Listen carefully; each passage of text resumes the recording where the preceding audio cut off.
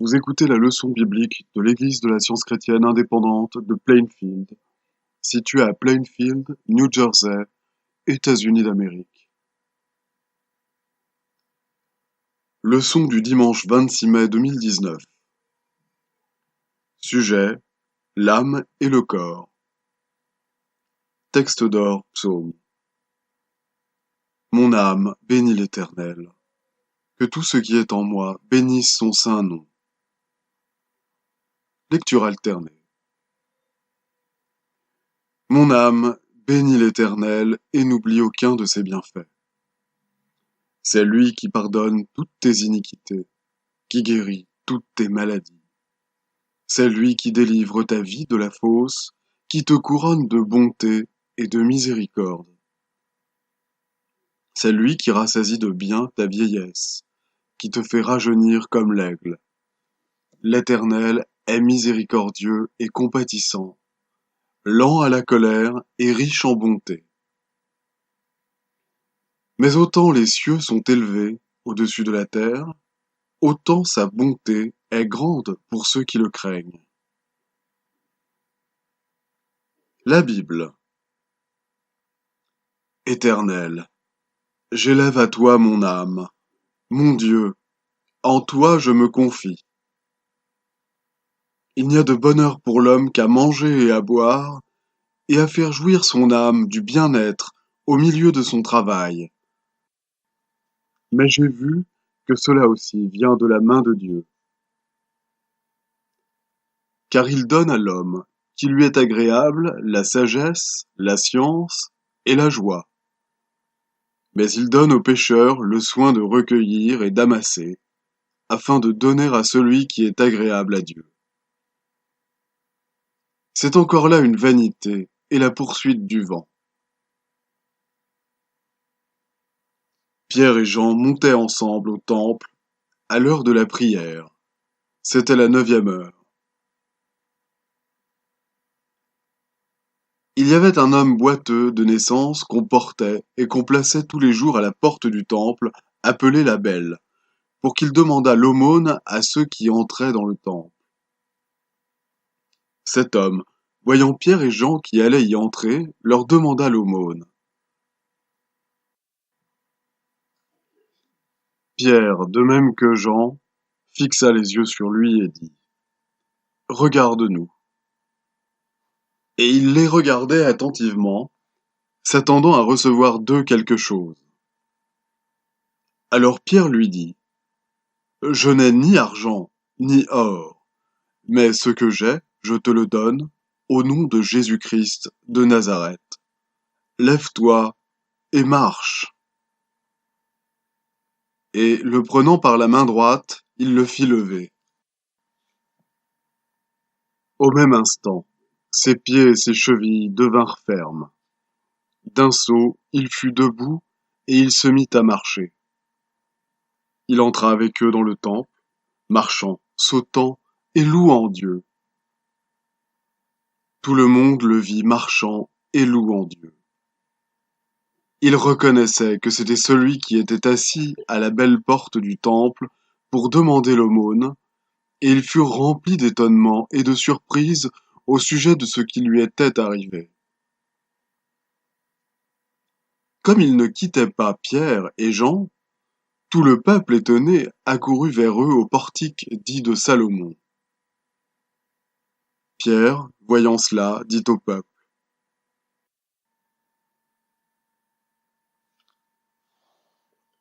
Hommes israélites, pourquoi vous étonnez-vous de cela? Pourquoi avez-vous les regards fixés sur nous comme si c'était par notre propre puissance ou par notre piété que nous eussions fait marcher cet homme? Le Dieu d'Abraham, d'Isaac et de Jacob, le Dieu de nos pères, a glorifié son serviteur Jésus, que vous avez livré et renié devant Pilate, qui était d'avis qu'on le relâchât. Repentez-vous donc et convertissez-vous pour que vos péchés soient effacés, afin que des temps de rafraîchissement viennent de la part du Seigneur. Vous êtes les fils des prophètes et de l'alliance que Dieu a traitée avec nos pères, en disant à Abraham, toutes les familles de la terre seront bénies en ta postérité. C'est à vous, premièrement, que Dieu, ayant suscité son serviteur, l'a envoyé pour vous bénir en détournant chacun de vous de ses iniquités.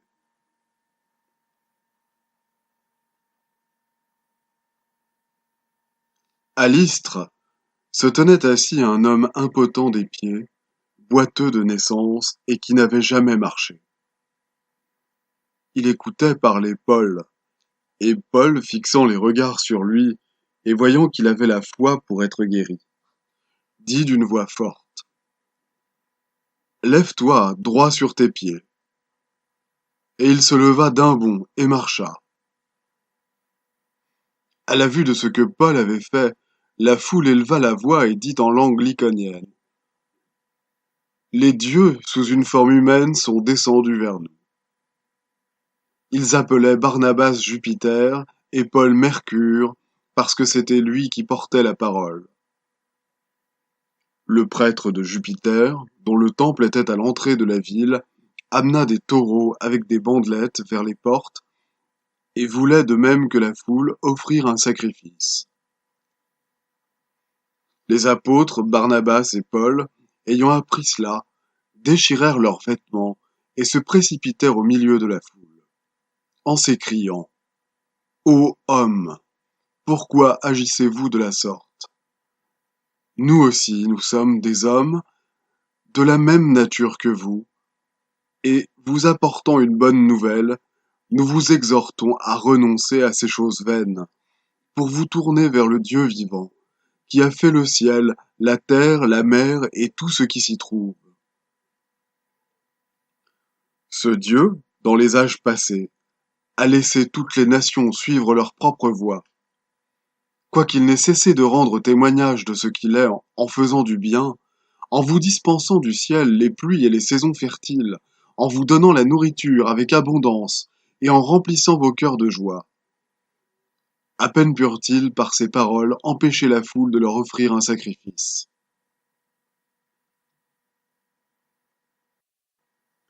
Paul, appelé à être apôtre de Jésus-Christ, par la volonté de Dieu. Ne savez-vous pas que votre corps est le temple du Saint-Esprit qui est en vous, que vous avez reçu de Dieu,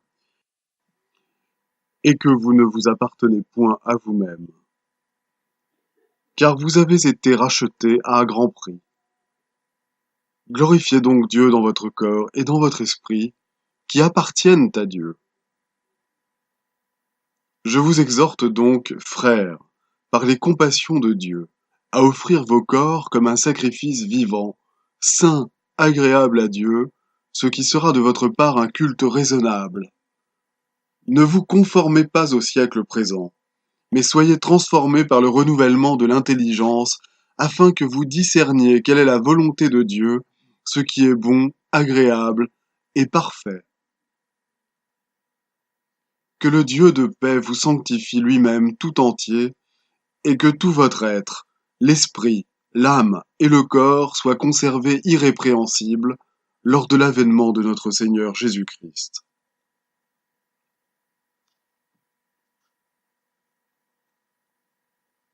Je vais maintenant lire les passages corrélatifs tirés du livre d'études de la science chrétienne, Science et santé, avec la clé des Écritures, de Mary Baker Eddy.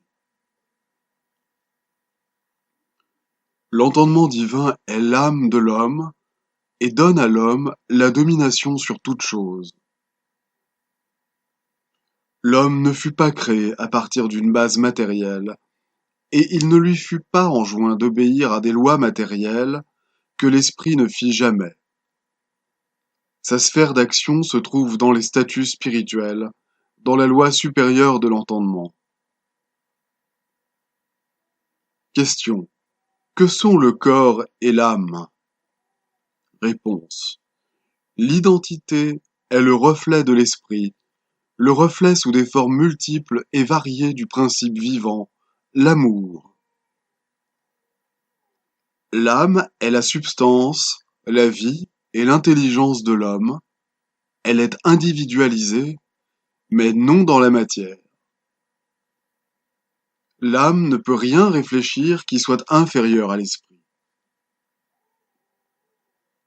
En raison de l'ignorance humaine concernant le principe divin, l'amour, le Père de tout est représenté comme un créateur corporel. Par conséquent, les hommes se croient purement physiques et sont ignorants de l'homme en tant qu'image ou reflet de Dieu, ainsi que de l'éternelle existence incorporelle de l'homme. Le monde de l'erreur est ignorant du monde de la vérité, aveugle sur la réalité de l'existence de l'homme, car le monde de la sensation n'a aucune connaissance de la vie qui est dans l'âme, non dans le corps. Nous ne devons pas attribuer de plus en plus d'intelligence à la matière, mais de moins en moins, si nous voulons être sages et bien portants. L'entendement divin, qui forme le bouton et la fleur, prendra soin du corps humain, de même qu'il revêt les lys.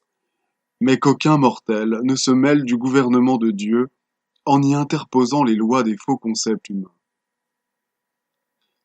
La nature supérieure de l'homme n'est pas gouvernée par l'inférieur. S'il en était ainsi, l'ordre de la sagesse serait renversé. Nos vues erronées de la vie cachent l'harmonie éternelle et produisent les maux dont nous nous plaignons. Le fait que les mortels croient aux lois matérielles et rejettent la science de l'entendement ne peut mettre la matérialité au premier rang et la loi supérieure de l'âme au dernier. L'homme bien compris, au lieu de posséder un corps matériel sensible, a un corps insensible. Et Dieu, l'âme de l'homme et de toute existence, étant perpétuelle dans l'individualité, l'harmonie et l'immortalité qui lui sont propres, communique ses qualités à l'homme et les perpétue en lui par l'entendement, non par la matière.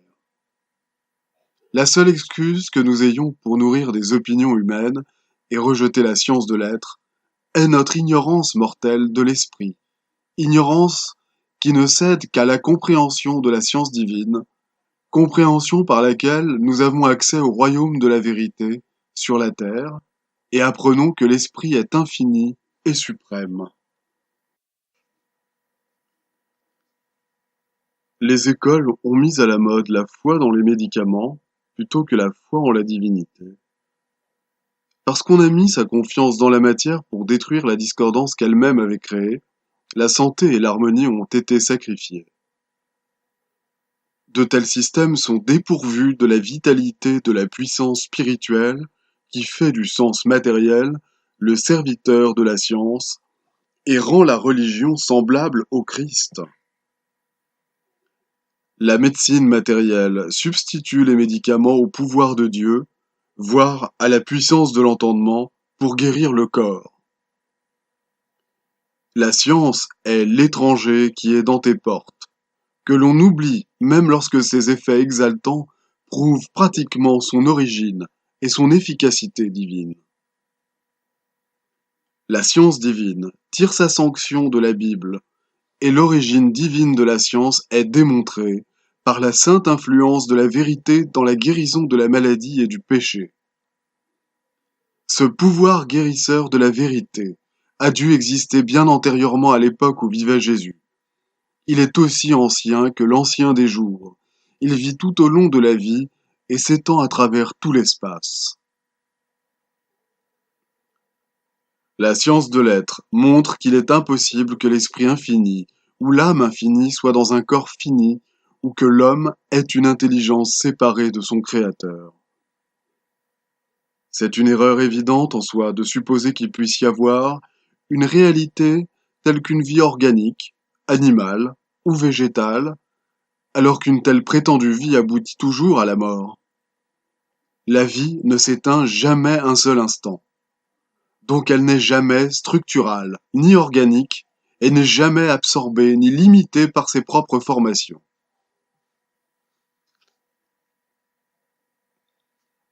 Le gouverneur n'est pas assujetti à ceux qu'il gouverne. Dans la science, l'homme est gouverné par Dieu, le principe divin, de même que les nombres sont régis et prouvée exacte par ses lois.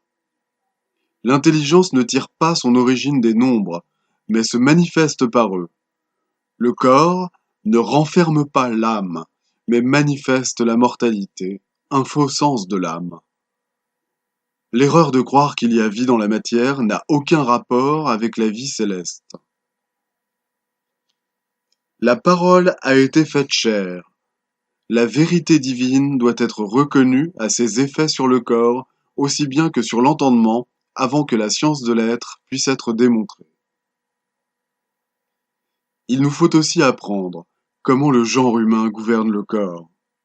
Si c'est par la foi dans l'hygiène, les médicaments ou la volonté. Nous devrions apprendre s'il gouverne le corps par une croyance à la nécessité de la maladie et de la mort, du péché et du pardon, ou s'il le gouverne par la compréhension plus élevée du fait que l'entendement divin rend parfait, agit par la vérité sur le prétendu entendement humain, amène l'entendement humain à renoncer à toute erreur, à reconnaître que l'entendement divin est le seul entendement et le guérisseur du péché, de la maladie et de la mort. Ce processus de compréhension spirituelle plus élevée améliore le genre humain jusqu'à ce que l'erreur disparaisse et qu'il ne reste plus rien qui mérite de périr ou d'être puni. Ce n'est pas partiellement, mais totalement que le grand guérisseur de l'entendement mortel est le guérisseur du corps. De même que le grand exemplaire, le guérisseur devrait parler à la maladie comme quelqu'un ayant autorité sur elle, laissant l'âme dominer le faux témoignage des sens corporels et affirmer ses droits sur la mortalité et la maladie. Le même principe guérit à la fois le péché et la maladie. Lorsque la science divine vaincra la foi dans l'entendement charnel, et que la foi en Dieu détruira toute foi dans le péché et dans les méthodes matérielles de guérison, alors le péché, la maladie et la mort disparaîtront. Je vais maintenant lire les devoirs quotidiens de Mary Baker Eddy. Prière quotidienne. Il sera du devoir de tout membre de cette Église de prier chaque jour. Que ton règne vienne, que le règne de la vérité, de la vie et de l'amour divin soit établi en moi et élimine de moi tout péché. Et puisse ta parole enrichir les affections de toute l'humanité et la gouverner. Règles pour les mobiles et les actes. Ni l'animosité, ni un attachement purement personnel ne doivent déterminer les mobiles ou les actes des membres de l'Église mère.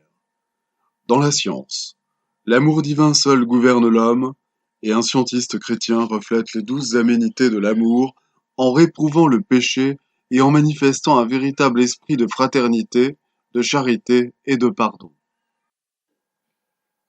Les membres de cette Église doivent journellement veiller et prier pour être délivrés de tout mal, pour ne pas prophétiser, juger, condamner, conseiller, influencer ou être influencé d'une manière erronée.